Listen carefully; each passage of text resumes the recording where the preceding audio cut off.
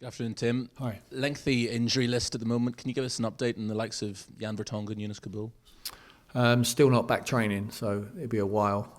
We don't want to rush them too because they've been out for a while now. We want to make sure they've got some strength and substance in their endurance before they come back, because to rush them back now would be criminal for us. To lose them between now and the end of the season again is not something we're looking to do. So we'll be very cautious when we bring them back.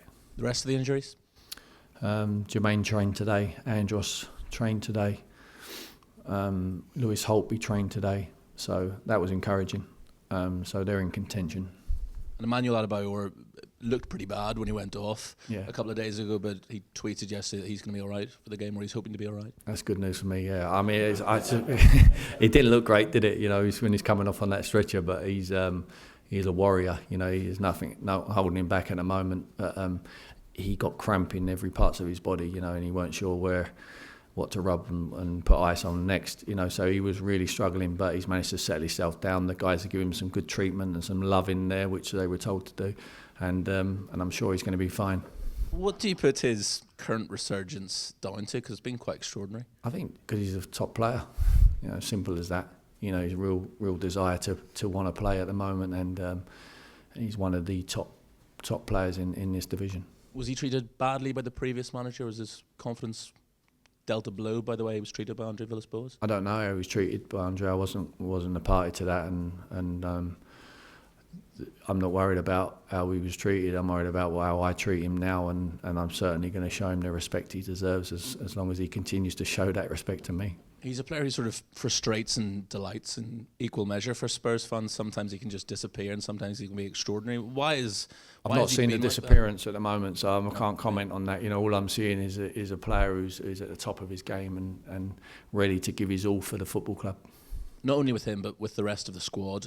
Have you seen a noticeable lift in morale over the last couple of weeks? It helps when you win at Man United, doesn't it? I mean, this is a massive game for us, and I think it obviously boosts your confidence when you go to places like that. So yeah, there is a lift in confidence, and we're fully confident going into this game at the Emirates. Was that almost the first job you had to do to lift spirits? Were they the lowest they'd been a couple of weeks ago? I think they were low because the league position suggested they were fine, So just gone and did it my way, and if they liked it, good, and if they didn't, then it would be a problem. But at the moment, they've liked what we've done. We've got the results, and everyone's buzzing. It's pretty much being thrown in the deep end when you've got 6 games in 18 days in your first job as a manager. What have you learned over the last couple of weeks? How much have you changed? Well, it's been an abnormal time to take over, I would say, because there has been no breathing space. It's been game to game, and we've had difficulty with injuries, as you've highlighted. We're nearly out of the woods now. We've got this game tomorrow, and then we've got a week before the next one, and a week before the one after. So we get some time on the training field to put a bit more instruction into the players and more structure, and hopefully we're improved from that. I suppose also once the weekend's gone, you can start to think about whether you need to strengthen the squad this month. Is that a conversation you've had with Franco Baldini or Daniel yet? No, I mean nothing structural really. Not sat down and spoke to him about. As I've maintained, I don't think we need players here. We need to get them fit, the ones we've got, and then if there anyone who springs up who could really make us better, our 11, and then possibly we'll go in. I think the club have notoriously backed their managers, and I don't think they'll be different with me. But I really think we're fine once we get everyone fit. Have you had a discussion about how it would work if you did want to bring in names? Are you the one who identifies the players you want to bring in? Or I think it would have to be that, yeah, and I think it's always been like that. Mm-hmm. There's a story that Julian Lescott could be coming on loan. Is there any truth in that? Like I say, we're not looking for any players at the moment. I'm just looking in that treatment room and trying to see if it can empty a little bit, and when it does, then we can assess what we need and what we might need. But he's a good player, isn't he? But there's a lot of good players at different clubs, and he's with Man City at the moment, so we can't comment on that. As regards players out, I know it's been a frustrating couple of months for Eric Lamela. Stories that he wants to go out on loan for the rest of the season. Would that be a move that would happen? I haven't heard that. He's not mentioned that to me. He just needs to settle, like a lot of them, and needs time for me to recognise what he can do and what he can produce. And when I get the comfort in him, then he will play. But he's injured at the moment.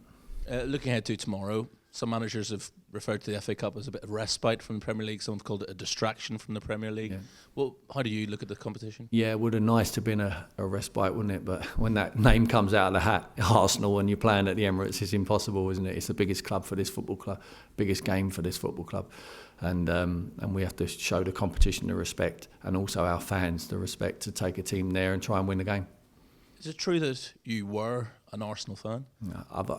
I always maintain, people have asked me this millions of times. I'm from North London, but the truth is I always support the team I represent, and I always have done. I wear my heart on my sleeve for the team I'm representing, and that is Tottenham at the moment.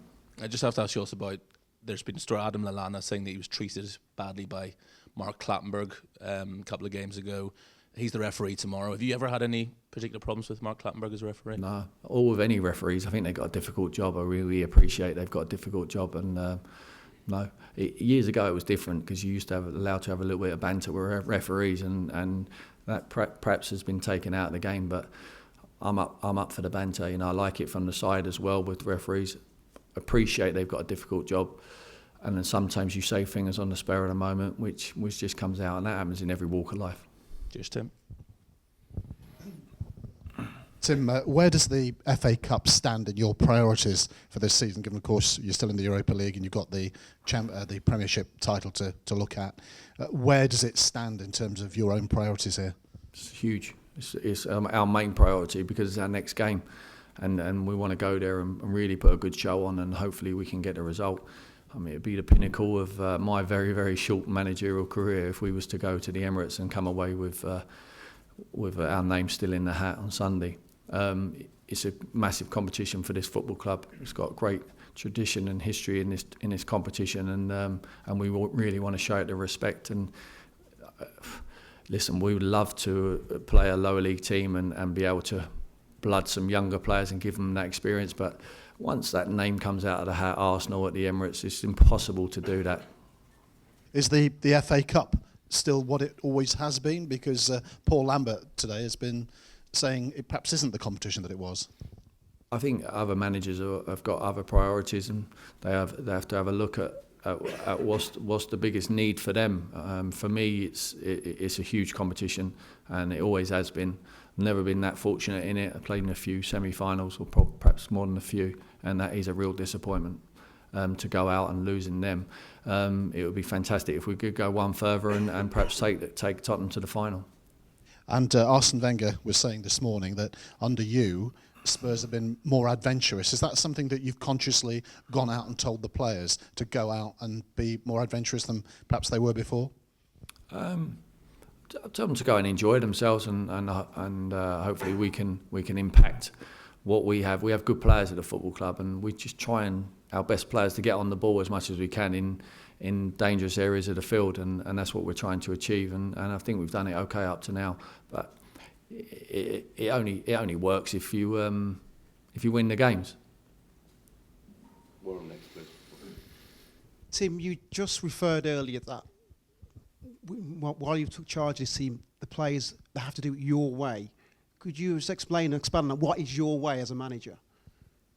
I think I just said that my way is just to enjoy the time, and they're here for a reason because they're good players, and I want them to try and express themselves as much as they can, and I think on the main they've largely done that. Just seems to be a simpler message going out from the management here to the players, and they seem to be responding. I don't know what the message was before because I wasn't a party to it, but my message is quite clear. It is a simple game, and the, work rate it has to be at the maximum for any professional footballer. And if you can show your ability in the meantime and impose yourself on the opposition, then surely you're going in the right direction. And you mentioned the fact that you probably aren't looking to necessarily do any business, or if you do, they have to be at least good or better than what you've got. Is that a message again to the squad that, and perhaps some of the younger players coming through, that if you do well for me, you will get a chance as well? Absolutely, it's a clean slate here, and I think the younger boys realise that it's not about reputations and what players have done in the past. It's about what they're doing now, and if anyone's better than an experienced player or a player we've brought in who's a young kid, he will play. Tim, how important is a good cup run for Tottenham? It's huge because, as I said, the tradition of this club, we're used to good cup runs. I haven't been very successful in my cup runs as a manager at the moment. 1 game, 1 loss, so it's not been tremendous, but hopefully I can improve on that tomorrow. Adebo, you're a former Arsenal player. How important will he play tomorrow? How important of a part will he play? It's huge. It's huge. I think if Arsene Wenger saw him limping off at Old Trafford, I'm sure there was a lot of pleased Arsenal fans and management and players. But unfortunately, he's going to be walking out against them tomorrow. A lot of talk about the FA Cup. Is there a way we could make it better? I think there's nothing wrong with a competition, especially if you win it. More broadcast questions?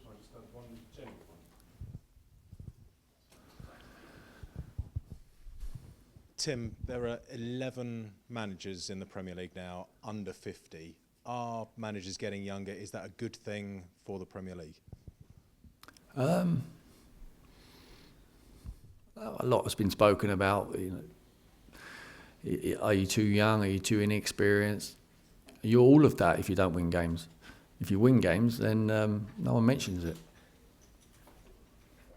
So yeah, I'd love to see more opportunities being given to young managers, whether they're English or whether they're foreign. It's not necessarily always about age. Of course, experience means something, but it's not necessarily the be all and end all.